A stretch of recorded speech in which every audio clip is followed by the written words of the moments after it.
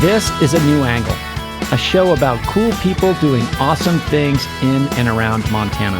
I'm your host, Justin Angle. This show is supported by First Security Bank, Blackfoot Communications, and the University of Montana College of Business. Hey folks, welcome back, and thanks for tuning in. Today I'm speaking with Josh Olsen, co-founder and program director of the Montana Wilderness School, a Bozeman-based organization that offers expeditionary wilderness courses for youth that foster personal growth and a conservation ethic. If a student can come home a little more empathetic to a student that has a really different background and a little different perspective, I think we're doing a real service to the sort of state as a whole. Josh and his colleagues are committed to serving a diverse array of young Montanans and building future leaders through immersive outdoor experiences. Josh, thanks for coming on the show. Yeah, Justin, thanks so much for having me. I'm really excited to be here. Yeah, so tell us, where did you grow up? What did your parents do? I grew up in Havre, Montana, up on the High Line. My dad was a Lutheran minister and then started a nonprofit that helped students that were food insecure or sort of hungry young students, sort of in his second career. And my mom had what I think is the probably most important job in America. She was a public school kindergarten teacher. So a pretty strong service ethic in your household growing up.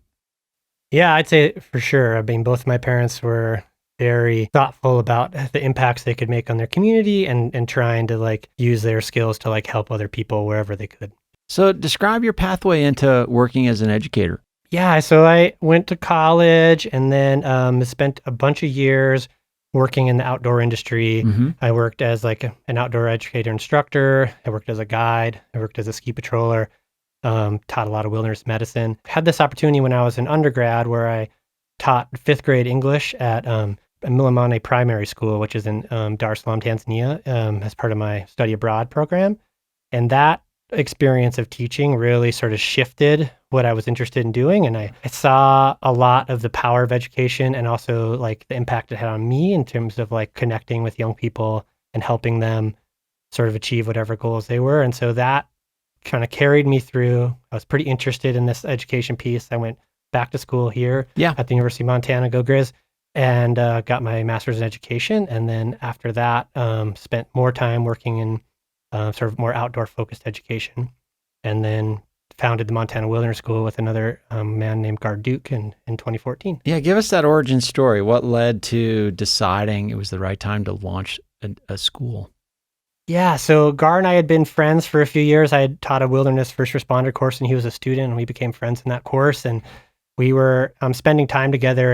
And so he was curious about the landscape of outdoor education in Montana and, sort of how it seemed to him. And he was right that there wasn't really a program focused on Montana students in Montana. And there's a lot of programs that were doing similar things, but there wasn't really one that was trying to do sort of longer expeditionary courses for high school age students. And so we sort of talked about that and we talked about, sort of my interest in starting a program that was focused on Montana kids as opposed to a program that was maybe focused on having students come from out of state and, sort of crafted this idea that the way we could do this is to sort of form this school and make sure that we eliminated sort of all the financial barriers for Montana students to get them to be able to sort of participate.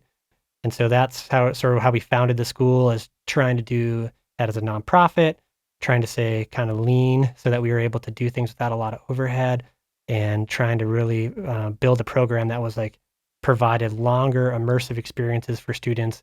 And we're, hyper focused on attracting local students from within the state. So a couple areas of differentiation there. The local piece, making sure you're focused on Montanans, and this immersive experience.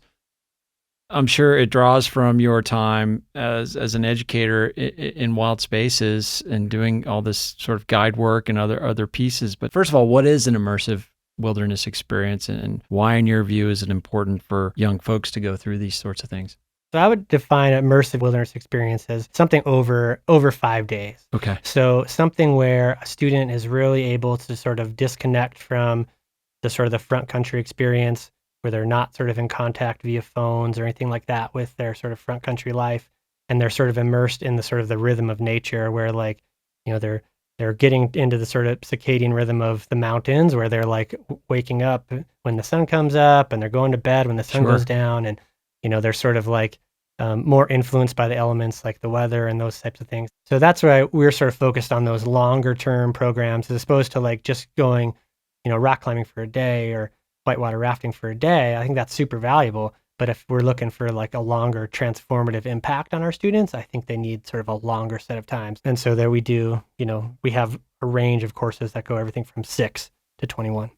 So given your focus on Montana kids, I mean, I would assume that a lot of your students have maybe already had an immersive outdoor experience, or at least have some familiarity with outdoor life in general. Yeah, I would say that's true. I would say that while we attract a lot of different students from diverse backgrounds, I think a number of our students have done, they've been camping, they've been on river trips. I think what's different about this type of experience is that we're offering them an opportunity to like come and spend time with other adolescents their age and sort of learn together, hopefully a new skill and gain some competency in whatever outdoor arena they're interested in. That can happen with their parents and that can happen growing up for sure, but it also gives them a new experience to sort of do it in this sort of long form situation where they're spending time with students for, 6 days, 12 days, whatever.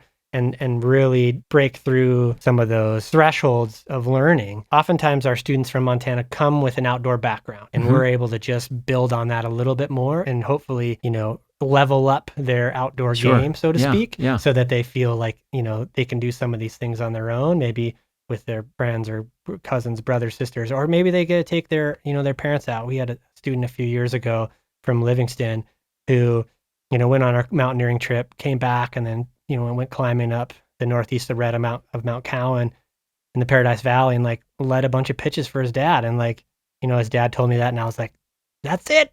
We did it. Like we, that's what we're hoping for, right? They're launched. Yeah, right. We're hoping that, he already came with great climbing skills, but we just gave him a few more techniques and tips and now he's able to sort of take his dad climbing.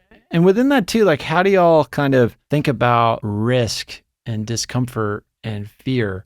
Because that has to manifest in a bunch of different ways across your curriculum, across your students. What's your general philosophy about that and how does it emerge in the field?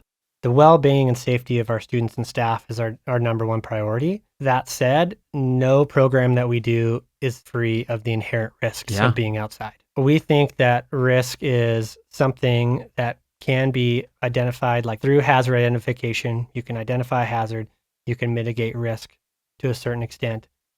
And trying to teach those skills to students is like so valuable. And providing them with opportunities to sort of try on their own risk management hat, so to speak, and look at a Class 3 rapid and be like, okay, what am I looking at here? That kind of opportunity for students to do that is like so valuable and so transferable to their lives, right? If we can get them to identify hazard and assess risk in the mountains, we can get it to do them, the next time they're at a house party and their friend's going to drive drunk. So I think those are real transferable skills. As far as our philosophy to risk, we think it's it's inevitable, and it's also an inherent part of what we're trying to do. I think students are interested in activities where they get to push themselves, and the way we look at that is like, what scaffolding can we put up to sort of manage the risk and put these sort of guardrails on a student's experience, but they're able to like, climb a peak or paddle a rapid or something, that has some risk to it, but inch by inch, they've got the competencies to do that on a trip. And then ideally, hopefully by the end of their expedition, they're able to talk through with their other students on their trip. What happens if this goes wrong? What are we going to do? How are we going to respond? And those kind of opportunities where you can sort of pull the curtain back on risk management for high school age students is so impactful especially if they're going to keep continuing on in the outdoors. The last thing I'll say about the risk management philosophy piece is that students are seeking opportunities to learn where the edge is. And so if you're able to sort of safely show them where the edge is and give them the skills to get there and then help them figure out when it's time to step back, that's a really transferable skill.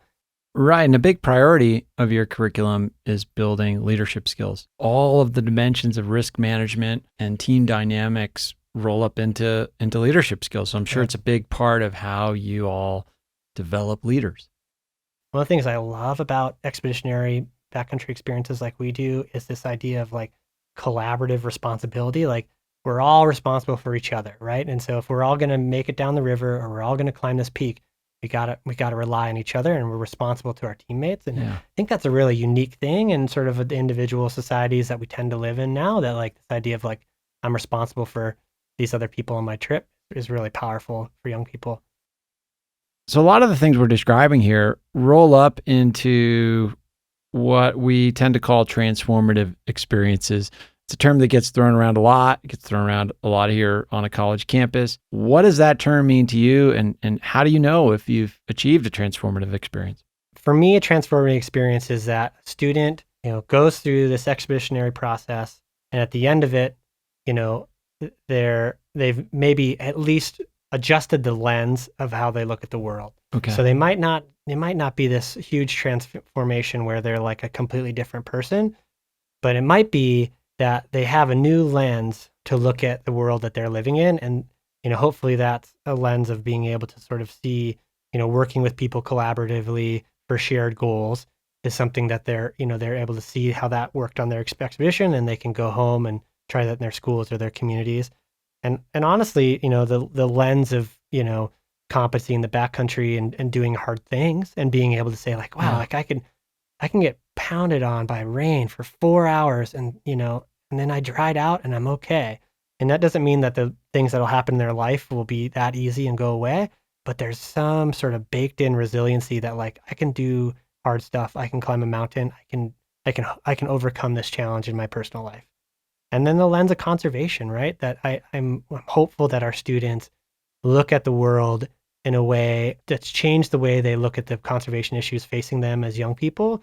And as they, in a few years, many of them will be voting. And I'm hopeful that they'll think about that experience in the backcountry, and it'll hopefully transform the way they think about the value of wild spaces, Sure. the value of wildlife, the value of like access to these wild places, the values of green rivers. And, as they become the future decision makers of Montana, I'm hopeful that they'll rely back on those experiences. So for me, watching those students grow, and some of those students that come back as alumni or come back as staff members, or some of them that go on to be doing really cool things, like in the state, we had an alumni that was one of the plaintiffs in Held v. Montana, Mhm. and that's a really awesome thing to see that kind of stuff happen, with some of our alumni and students. And so I think for me, it's watching their growth as Yeah. young adults is how we know if we've done our job. And then we also hear from their parents sometimes too, which is pretty great if we do. We'll be back to my conversation with Josh Olsen after this short break. A New Angle is supported by First Security Bank, Blackfoot Communications, and UM's College of Business. Access to capital, broadband, and education are 3 ingredients any community needs for success. This is Jeff Meese, media technician at the College of Business, and you're listening to A New Angle. Welcome back to A New Angle. I'm speaking with Josh Olsen about the Montana Wilderness School. And a big part of it is, sure, there's the feeling of accomplishment you get from making it down a river, enduring a rainstorm, learning some self-sufficiency or new skill in the backcountry. But there's also this magic that happens when you put a bunch of different kids together. That's a big part of what you folks do. Taking kids from different backgrounds, different communities, slamming them all together in a space that they kind of have to be a team.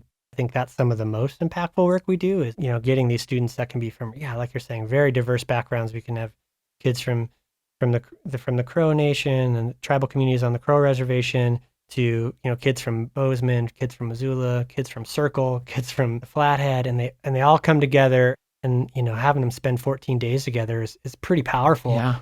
And, they spend time getting to know each other, and they sort of build this rapport. And then, we have a curriculum that engages these students in sort of the conservation issues that are facing the state of Montana. Right.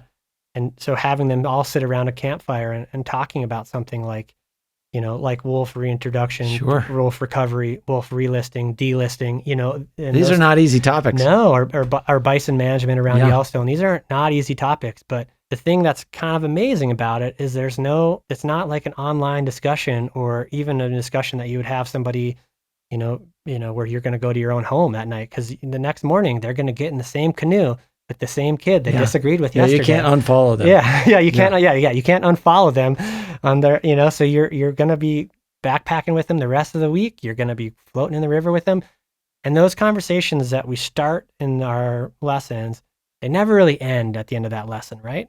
And so if a student can come home a little more empathetic to a student that has a really different background and a little different perspective, I think we're doing a real service to the sort of state as a whole and the community as a whole. If like they're able to be like, yeah, that, this kid from Bozeman and this kid from Circle are really different and have really different backgrounds.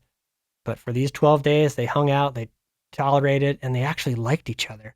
Yeah, and it's beyond coexisting. Yeah. There is this magic that can happen when you're very different from a person, but you can also have total confidence in putting your life in that person's hands. That doesn't matter what color or what stripe or what that person believes or how much money they have or what they think about wolves or abortion or whatever it is. Like, these people have to rely on one another, and that type of intimacy can really create some special outcomes. Not only does it create, this sort of like shared, trust in each other, but I think what it does is it sort of deflattens people, right? When they're spending time together, and it's really easy to sort of be like, you're like this, right? Yeah. Like I've got this like bias to who you are, because Stereotypes. yeah, right, and because of whatever your background is or however. And I think that they become more full people because they get to see each other sort of struggle through the same things. They're more than just their opinion in last night's discussion around the fire. They're this fuller person just like you. And there's so much shared experience there that I think it helps build compassion, and I think it helps build empathy. And I think that's the kind of stuff that is really transferable to when they go back home. Right. There's an elevating of the humanity in people that happens in the backcountry where there's not a screen separating you. You can't, you have to sort of deal with the person that's in front of you for a longer period of time. It breaks down some of the barriers that I think are inherent to sort of our human-built society. And you mentioned a few moments ago the importance of the conservation ethic in your curriculum, and with the focus on Montana youth, given what's happening in our state and in so much of the country and world, really, but in particular in Montana, managing our natural resources is such a critical part of how this state moves forward. But yeah, that notion of building future leaders, but also instilling within them a conservation ethic, that comes through in a lot of what you're talking about. Yeah, I think it's one of the things that makes Montana Wilderness School unique is this conservation ethic. It's in our mission, right? Mm-hmm. And so, that doesn't necessarily mean that, we're trying to make, every student, Terry Tempest Williams or Edward Abbey, right? Right. What we're trying to do is give them sort of a really wide lens to look at the state and see all the value that's in the state in terms of natural resources and the equal value in conserving areas of our landscape for wildlife or for recreation. And then seeing that there also is this other need that will have to be balanced with like lumber mills and coal extraction and housing. So trying to have them have a better understanding of like all these pieces and having sort of a wider view of like how these things interact, I think will serve them as they become the future decision makers of the state. And I think it will also opportunities to spend time with people that are different than them and have a different belief structure, which is what we're really trying to do. We're hoping that we're getting students that have really different backgrounds. We'll make them more empathetic leaders and probably more effective leaders. Yeah. I mean, I think it's just, if you're going to be hearing all sides of this and taking all this information in and being able to understand like the value of this type of work. And, I think that's an important piece of what we're trying to do. And just about every other year, the recreational economy surpasses the agricultural economy. And then next year, the agricultural economy surpasses the recreation economy. And we've got to figure out some sort of balance in that, right? And where we can move forward, so that it's equitable for all folks. And so folks that are, involved in both things feel like they have the opportunity to sort of be here and be welcomed and be part of the state. Yeah, and a big part of that is manifest in your commitment to making sure that the financial piece is not the primary barrier to participation, right? You all gave out, I think it was over $176,000 worth of scholarships in 2022. Talk about the importance of eliminating, to the extent possible, the financial barrier. Up until now, we haven't turned away a student for financial reasons yet at MWS. That's great. It's something we're really proud of. Yeah, you should we work really hard to get students to come. That if they can't afford it, we try to figure out a way to make it. So in addition to the scholarships, we also do all the equipment they would need. So a student can basically show up with underwear, and we'll give them everything else. So if they can have we have boots, we have backpacks, we have pants. They can borrow any of that stuff they want, because we want to make sure that they've got the right equipment to be out there. And it's gone so far as we've driven to pick up students. Like a student, we had a student a couple years ago that was lived with his grandma. Grandma couldn't drive. He's calling us. He's like, I really want to come. I don't know how to get there. We were like, we'll figure it out. And we drove over and we picked him up, and we brought him to Bozeman and took him on the trip. And that's the kind of stuff that we're as a small program, we're happy to do that stuff. If that eliminates a barrier for a student, we're happy to do that. And the economic gap in Montana is massive. The students I want to have these experiences are those students that don't have the financial means to make it happen. We want to make sure that that's not the reason they don't come to MWS. Right. And so, and we've even done things like talk to, lots of students have to have jobs in the summer to help pay the bills for their parents. And so I've had lots of phone calls with bosses and being like, this is a good thing for you. If you can let him go, or if you can let her go for 2 weeks, I know it's hard to lose that person for 2 weeks, but they're going to come back and they're going to have a bunch of new skills. They're going to be a better communicator. They're going to be, they're going to have some new competencies, and that stuff will transfer to their job. And so even if that's what we have to do to try to get this work for students, we're happy to do that, because those are the students that I really think benefit from these experiences, because they can't afford it elsewhere. So we got to be the place they can go. So disconnecting from technology, disconnecting from screens, that's all part of one of these wilderness experiences. There's a growing body of evidence that our time spent on these devices and on these social media platforms is not very good for us. The rise of mental health challenges, particularly among young people, is something that has to be on your mind. Talk about how mental health plays a role in your curriculum and in the experiences your students have. One of the things that we've been trying to do at MWS is provide opportunities where students get away from their screens for an extended period of time. They don't bring their phones. Their phones stay at our base the whole time. And then the other thing that we try to do is hopefully give them opportunities to connect with other young people that maybe are experiencing some of the same anxiety, depression, things that they're experiencing, and have them talk in a sort of a collaborative environment about how are you working through these things. And it's not a therapeutic program. I think that's important for everyone to know.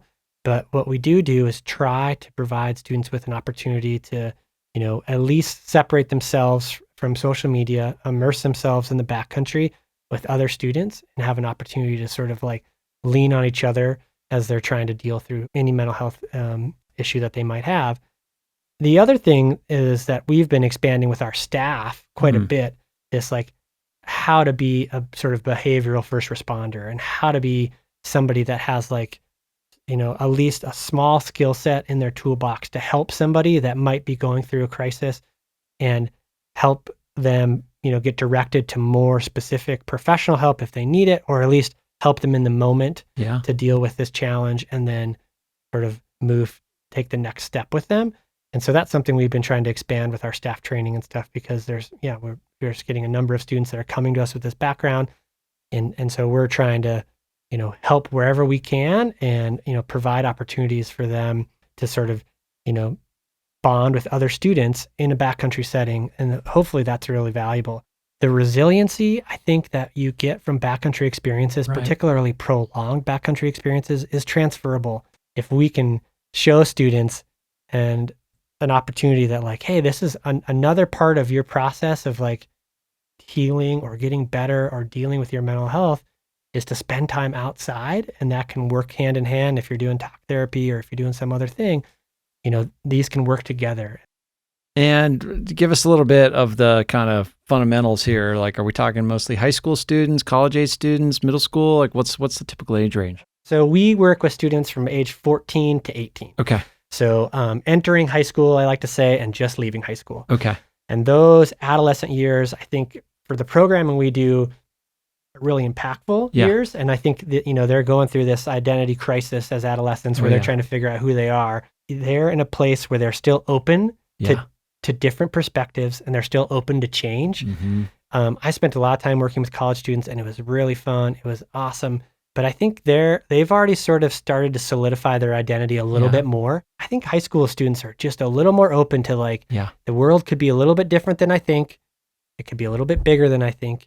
And sort of putting these opportunities in front of them can really, impact them and, sort of steer their life trajectory. I just think about myself as a high school student, and getting to go rock climbing and doing things like that, totally changed what I wanted to do and how I wanted to spend my time, and those kind of experiences and being exposed to that kind of thing can really impact young people. Yeah. And it's a diversity of experiences too, right? You have river trips, you have climbing trips, you have trips in the mountains, you have hunting and other backcountry survival skill types of trips. To talk about the sort of a diversity of the types of experiences students can get into. We have flatwater canoe trips, which are really great introductory backcountry experiences. We have backpacking trips. We have short ones that are 8 days, and we've got longer 2-week ones that are more focused on climbing peaks and sort of alpine hiking and alpine terrain.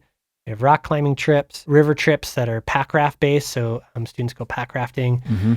And then we also have a skills for the aspiring hunter course, which is a course where there's actually no hunting on it, but what they do is they learn skills to help them be sort of good backcountry hunters. Yeah. And so, there's no weapons, there's no hunting, but what they're doing is all the other skills about wildlife behavior, ways to track animals and that kind of stuff are part of it. And they get those skills so that they, when it is hunting season, they can go out with their families or, other folks that they go hunting with. They've got some more of these backcountry skills to sort of help fill out the baseline of where they're at. So if folks want to learn more about what you all are up to, how to get themselves or their kids involved in a trip, where would you direct them? Yeah, I direct them to montanawildernesschool.org. We're also on the socials, as they say. Mm-hmm. And our courses for the 2024 summer are up, and people can register and enroll in those courses now. If they've got questions about financial aid, on the page where you do the enrollment, there's an application for financial aid. Click on that, and that's how you get scholarships and financial aid. Fantastic. I love what you all are up to. Excited to learn more, and best of luck down the road. Thanks for talking to us today, Josh. Hey, Justin, thank you so much. I really appreciate the time. Thanks for listening to A New Angle. We really appreciate it. And we're coming to you from Studio 49. Generous gift from UM alums Michelle and Lauren Hansen. A New Angle is presented by First Security Bank, Blackfoot Communications, and the University of Montana College of Business. With additional support from Consolidated Electrical Distributors, Drum Coffee, and Montana Public Radio. Keely Larson is our producer. Ella Hall is our production assistant. VTO, Jeff Ament, and John Wicks made our music, and Jeff Meese is our master of all things sound. Thanks a lot, and see you next time.